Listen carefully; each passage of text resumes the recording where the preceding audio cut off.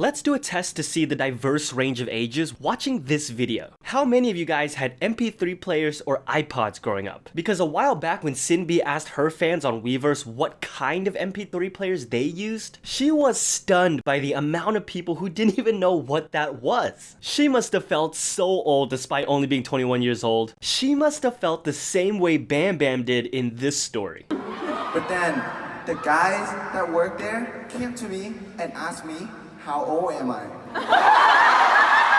I was like, why? How old am I look like? And he was like, I don't know, 46? I was like, okay, 46. Yo, if you look like 46, I look like 64.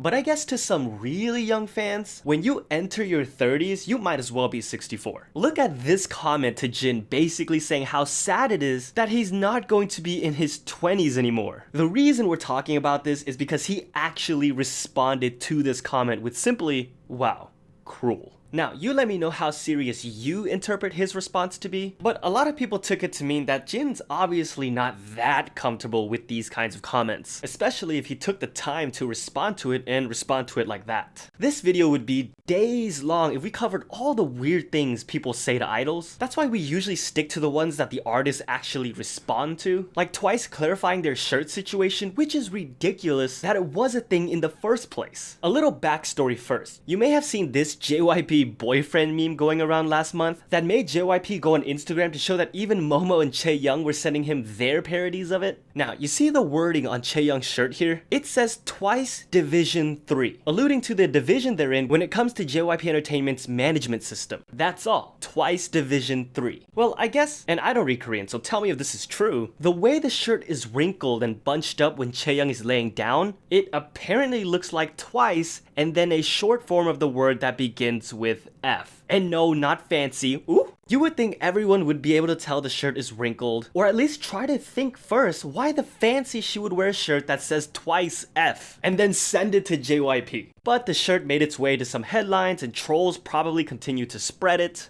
When someone asked Nayoung on a livestream, she finally explained it, and also said that managers, office people, and the marketing team wears it as well. If you're wondering why they feel the need to respond to things like this, sometimes it just gets out of hand. Jihyo and Mina literally left a soccer team because people thought the two girls, along with APINK's Hayoung, Gugudan's Sejeong, Nayoung, and EXID's Junghwa, created the team so they could mingle with the boys' team. Is that not the most ridiculous thing you've effing heard? Sorry, I meant Division 3 heard. Sejeong and Hayoung both had to come out and say, we literally just want to play soccer. Or football, depending where you're from. But eventually, I guess some of them just didn't want to spread misunderstanding and drag down the non-celebrity players, so they just dropped from the team. The same way people want Seolhyun to drop from her drama. We talked about what recently happened to Mina in the last video, but what preceded that scary situation was a post that mentioned not only Jimin and the CEO of FNC, but also Seolhyun. And while she was already getting hate prior to this particular post, it definitely ramped up after this, and you can still see it on her Instagram. Again, people have been demanding that she gets removed from her drama, which the broadcast company said they filmed a lot already, so she has to make that decision herself. I'm curious though what your thoughts are on the hate that Seolhyun is getting and the debate that has been going on regarding her position in all of this. We haven't gotten any sort of defense or statement from her, but that's because in FNC's recent apology, they did say that they prohibited all the members from speaking out, even if they wanted to, in order to prevent further problems. I think this should probably be handled privately here on out. Mina did say she talked to FNC CEO and felt his sincerity this time, although there are many opinions about the apology FNC put out. But the important thing about all of this is that Mina has now been discharged, resting with her mom, and she recently deleted her social media to focus on treatment. For those who don't know, there's a similar situation going on, allegedly, with another idol named Mina and her former I-LUV members. 3 who were set to debut in a new group group. However, in this case, the company is actually fighting back, saying she's not telling the truth. Both sides have shared plans to take legal action. The last we've heard about this was from Mina's mom saying she was taken to the hospital. This situation seems to be a little more complicated. I have no idea where it's gonna go. To touch back on Seolhyun's future though, I don't know what it's going to look like. It looks like it's going to depend on public perception. If anything, I could see her solely focusing on her acting career from now on.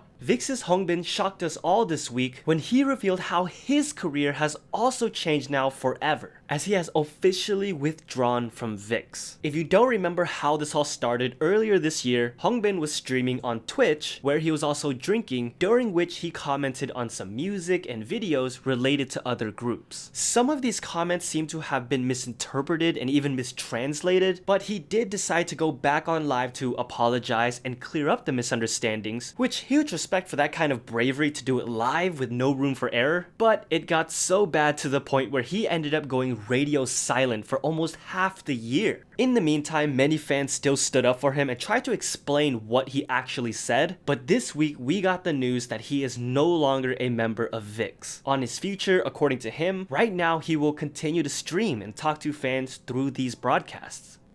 Okay, we've talked about some pretty heavy things here for the last couple of minutes, and I promise this video ends with some upliftment, seeing as how Treasure's debut music video for Boy won the last theory poll. If you feel so inclined, follow my Instagram for the next poll, which will have the ones that weren't picked yet, plus ITZY, Dreamcatcher, JYP, and Sunmi. But I want to address this first. I've gotten a lot of requests to discuss Cherry Bullet's new song as well, not just to do a theory on the music video per se, but to discuss the controversy surrounding the song and its tragic roots in Hawaiian history. For right now, I do plan on talking about this, but I'm still currently trying to get the right information. If you already know what's going on, let me know your thoughts and perspectives as well, and while you're at it, your viewpoints on what happened with I-DLE this week. See, I-DLE recently went on a radio show along with Eric Nam, and during a story about Shuhwa eating chicken from the convenience store, many people felt as though Kim Tae-gyun mocked the way she said chicken leg and wing. We've mentioned this before, but as a foreign trainee, for a period of time, Shuhwa said she only ordered ramen because that was the only thing she could pronounce, at least confidently. Fans are afraid that this kind of thing continuously happening will shy her away from speaking or even singing more. The host did apologize, explaining that he didn't intend to come off as mocking her. He thought her passionate intonation was cute, so he copied the way she said it. But because this made people uncomfortable, he contacted their agency and sent them an apology. For those who have watched Kim Tae-gyun on other variety shows, how do you feel about this? Was it harmless, or was the apology necessary, as it could have possibly hurt her confidence? Like I said though, let's end this video on a positive note. Let's dive into a music video that is reportedly the most money YG has ever spent on a debut music video.